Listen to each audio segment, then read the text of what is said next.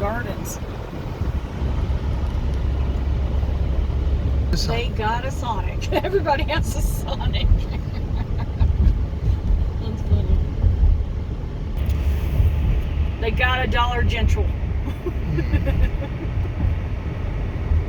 This actually reminds me of Ocelot, you know? Just keep on going around the curve. Look how old that gas station is. Full service since 1933. It's a full service gas station, Brian. Means they will probably come and fill you up for you. This is a cool town. Look at that pretty blue building. That's cute.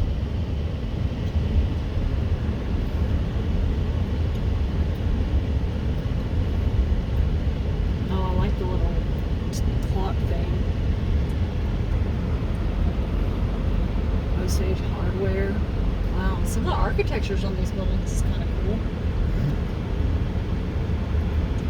Radio Shack. They still got a Radio Shack. Wow. Carter's Barbershop.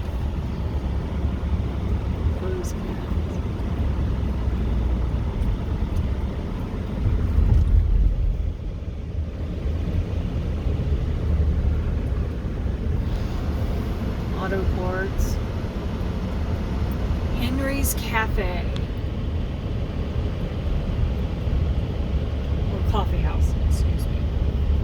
That's a small Buick dealership. Oh, that's a cute little house. We're through Osage. Is that cool? Pomona. Lincoln Park. Oh, hey, they got a tank. You see that? That was a tank. You missed it. You can get it on the way back if you want to. Garrett's Fireworks. Pizza Hut. They got a Pizza Hut. I can't believe it. They're bigger than Osawatomie now. Well, they were when they got had a grocery store right there. Oh, they even got a Chinese restaurant. National Historic Landmark.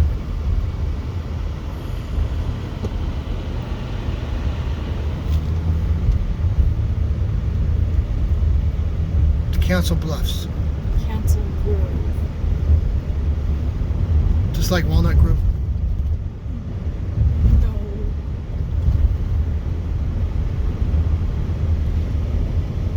Pretty houses. Oh, that is an old whale. Stacked stone whale back there. It looked old. Here that's still got like original fireplaces. There is a museum here, by the way.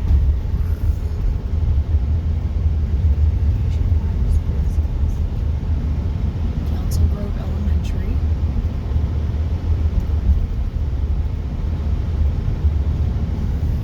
When you go to cafe.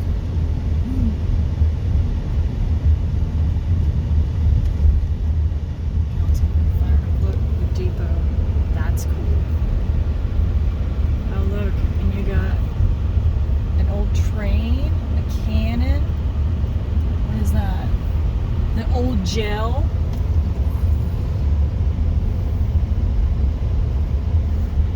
Farmers and Drivers Bank, Drive-In Bank, Flint Hills Saloon and Eatery. A real old-fashioned saloon. That's what I remember reading on there. They still have buildings that used to be saloons that are still used as saloons. Citizens Bank. There's a lot of history in this town. That's what I'm thinking. Those little galvanized tubs. Because we can build a pool in the back for those home store. Adams Lumber Home Store. Do It Center. Christian Church. Oh man, that is a beautiful building.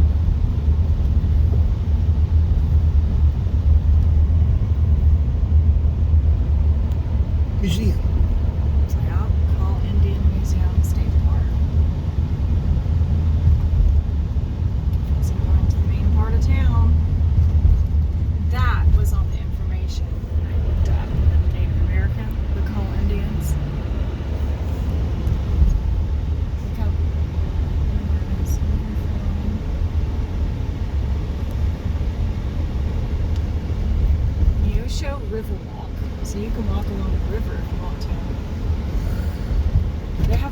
powwows, Native American powwows here too. Look at this. 2 antique stores right next to each other. Hayes House Restaurant.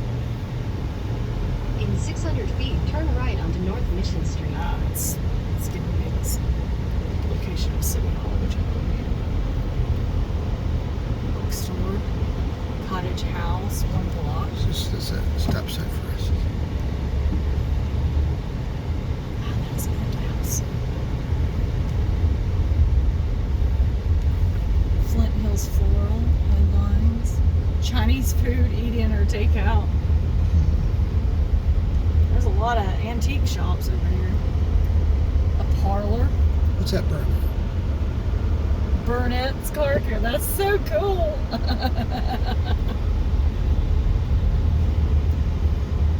The Carnegie Historical Society. Abstracts. Look at that building. That is beautiful. Bowers Community Center. Stony Hill Apartments. Wow, that's a big building too. Grove Gardens. So, yeah. We have Council Hill now. Council Grove, I mean. So, oh, there's another old building. Look at that one. See, there's so much history in here. Last Chance Store, Santa Fe Trail. So this is Council Grove. We can explore a little bit of the town. Trail Ditch Cafe. Arts and History Center. Council Grove Public Library.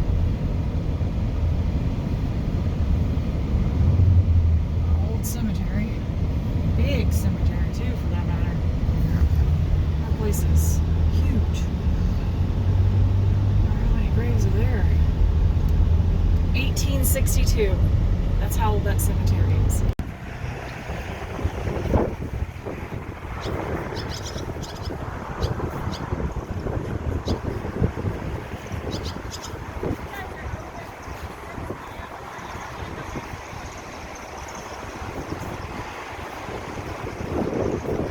It's all the archaeology found, of all the artifacts dug up in Kansas. Oh, that's so cool.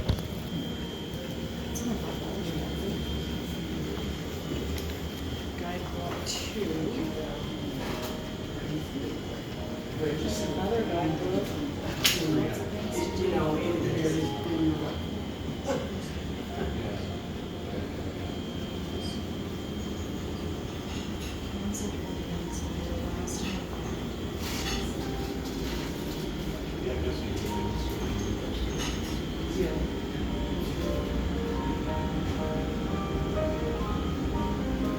I'm just about done. No, you don't let me sit out. You put that up. Sorry, but I have to get on it once in a while. That's been sitting out too long. He gets carried away with his story. That's the part he loves about this, is the stories, but I'm more concerned about the food. I get it. My grandfather was that way. He loved to tell stories. Yeah. And he's good. He's good at telling stories and such. So where are you folks from? Shawnee. Okay. Are you down just for the day, or it's your birthday? Yep. Oh, well, let's get you a mint. First of all, I'll point out the Smithsonian Magazine current issue has an article on the 15 best small towns to visit in 2021. Council Grove is the first one listed, and they have a whole article about us. And most of this paragraph is about the Trail Days Cafe and Museum. And so these people came all the way from Bethany, Oklahoma, so they could eat Oh, here. that's awesome. Now they are on their way to Gardner, so they have something else to do. Anyway, real quick synopsis. I'll leave out some details. This part was built in 1860-61. Kitchen addition was added 10 years later. Santa Fe Trail by the front door. We're now the oldest stone house still remaining on the Santa Fe Trail. The oldest house is a wood frame house on the other side of town, built in 1860, known as the Bradford House. 1927 made this part into a gas station, lowered the floor down to ground level, put the basement windows, made doors out of them. Pumps were under a canopy beyond the corner of the house. 1946, built a concrete block addition on the east side, right near the north half of the porch, put the service bay out there. In 1977 was the last year as a gas station. That's the 1927 canopy. That's one of the original pumps. This is the 1946 edition. It was an antique store for a few years. Then it was vacant for a few years and dilapidating. In 1994, it looked like that. Just this mangy on the inside, as it looks mangy on the outside. To the kitchen doorway and up top of the stairs, we have an 1870s bedroom set up, all kinds of artifacts in there. Photographs in the hallway showing the evolution of the place. Handicap accessible dining room in the basement, artifacts and photographs of the house. So you're welcome to look around. Each month I put on the table a little history item about some person, place, event in Council Grove history. Been doing it for years. In the 1870s, there were 3 trading posts along the Chisholm Trail, operated by men from Council Grove, Kansas. The son of one of them bought this place in 1975, living in the house across the street. Oh, that's That's cool. it. There we go. We got people here from just all over the world. In 2019, before the COVID-19 set in, we had people from 17 different countries, 43 different states, 57 different Kansas counties. And had a lady here just a couple of weeks ago who's the granddaughter of Benjamin Franklin. She's not 300 years old, so it's obviously a different Benjamin Franklin, of course. But her father was Roy Franklin. She told me that he was a radio technician during World War II stationed on Tinian Island. And when the Enola Gay got back from Hiroshima dropping an explosive device, the radio was out of order, and he's the one that fixed it. Oh, wow. So I told her a few years ago, I had a guy here from Salina, his name is O.C. Harris, also was a radio technician during World War II, also stationed on Tinian Island, also repaired the radio on the Enola Gay before it took off on a training mission to Enewetak. So either he didn't fix it right the first time, or they just had recurring radio problems, which I suspect is what happened. Well, this guy here turned 103 years old in March. He's one of our regular customers. Wow. Still lives in the farmhouse he grew up in south of Dwight. And in his one-room school, the Harino School, south of Dwight, was a schoolmate by the name of Harold Olson, who was on the ground crew for the Enola Gay on Tinian Island. Probably knew those 2 radio technicians. A couple here from out of state a few months ago, before they came here to eat, they walked through the cemetery just looking at dates and names and so forth. And they told me they came across this one tombstone from a Civil War soldier who had been in Andersonville prison for 9 months. I said, well, that was my great-grandfather, Joe Brader. So out of the thousands of tombstones over there, the one she mentioned was my great-grandpa's. His great-grandparents from this county before 1900. They all came in the 1870s, 80s, and 90s. Plus I had 4 great-greats who were here for a while before they went to Strong City in Manhattan. So I don't know what it takes to become indigenous, but I'm working on it. Well, Council Grove's an unusual town. We still have a daily newspaper, and it's a print newspaper too. A lot of towns around us, you got to turn on your computer several days a week to find out what advertisements you want to read. And then our hospital up here several years ago was ranked by a National Health Organization as one of the 100 best critical access hospitals in the United States. Towns this size are likely to have a bad hospital, let alone one that's ranked in the top 100. And rail trail from here to Osawatomie, it's now the Flint Hills Trail State Park. It'll eventually get to Harrington. That'll be another 22 miles or so. 7th longest rail trail in the United States. We're starting to get more and more people on it. We've been developing our river walk over the years. About 30 years ago, we ran it along basically the west bank up from Main Street to the Coronation. Then about 10 or 12 years ago, extended it south on the east bank to the rail trail. And they just finished pouring all the concrete to extend it on the east bank to the north edge of town. And in conjunction with all that, we've been developing a riverbed amphitheater. When they put in the dikes in 1929-30, they straightened the channel through town, leaving several blocks of riverbed. And so we cut into the side of the bank to make rows of seating and had a stage down there at the bottom, used concrete blocks and planks, put on the Voices of the Wind People pageant every other year. The history of the Coronation and early Council Grove and the intersection of cultures and Santa Fe Trail and all that sort of stuff. You can run wagon trains through, the Indians can dance around campfires, things you can't do in the high school auditorium. Right. And been dreaming of having permanent seating.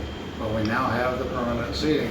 over the past year, they got some grants to make some semicircular cuts. It kind of looks like a Roman Colosseum. The seating is constructed of limestone and rows of limestone in a semicircle. And it's supposed to seat 1,100 when they get done with it. And it was done enough to be used in June. Michael Martin Murphy, country western singer, is the honorary chairman of the Santa Fe Trail 200th anniversary commemoration this year. And so he performed on June 11th, the first official performance in the amphitheater. He learned from his grandfather. Wow. His grandfather, he trained under his Osage grandfather. And so he knew all the symbols in there, just about all of them, not all, Wow. not exactly all of them. And it's a memorial to a fallen warrior. And we believe it's George Alexander, who was supposedly, in the 1860 census, he was described as living in this household. And they were all from England. He was from England, and the Rawlinsons who built the house, had the house built, were from England. And their daughter, one of their daughters, came to live with them during the Civil War because her husband went off and fought in the 9th Kansas Cavalry. And we have those flags downstairs. If you haven't been downstairs, We went down there, yeah. Well, there's a Civil War picture, and then on that same wall, there's the flags of the 9th Kansas and the 8th Kansas. And 9th Kansas Cavalry and the 8th Kansas Infantry. I'm sorry, yeah, that's right.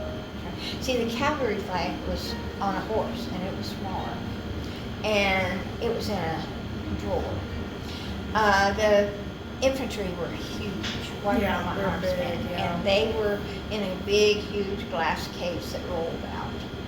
And so I purchased pictures from the Historical Society of those two flags and put them on the wall so you could see the flags of the units the two men were in that were left for the Civil War in this house. It was April of '61 when Abraham Lincoln declared the Civil War, and that was the month they finished this house.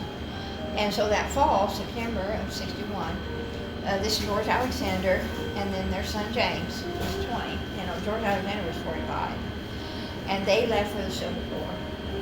And I'm suspecting, he died November the 4th of 1862, a year later, of disease. So many of the soldiers, that's what they died of. They died of disease. Yeah. They weren't accustomed to the climates in the South or the North. And sometimes their clothing was lacking. They didn't have enough coats and things for the cold weather.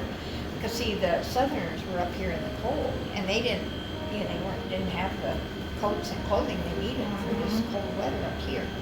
And the northern soldiers down there, they weren't accustomed to the heat and the bugs and the snakes and all that stuff, and the illnesses they have down there, and it's bites of, and they get bites and they get a disease from the bite, and so that's what they died a lot of, rather than the war itself, and so he died of disease and buried in Danville, Kentucky. Well, I think when they got word of that, when they got back from their winter hunt, she came here and cut him away. Had either she or someone from the tribe did it for her, because it's either done by a woman or for a woman. Lewis said that, so female, that's female. He knows the difference between male and female stuff. His grandpa taught him. And that's female. I don't know how he knew he didn't share that, but anyway, it's female. And so I suspect George had taken a Quinta wife, because in the 1860 census it wouldn't name the wife, but it said it was married, and they don't know how to handle Indian names. And during the Civil War, those soldiers of the Quinta tribe, they just gave them names like Abraham Lincoln and George Washington. Well, you don't even know who they were. Terrible. Yeah.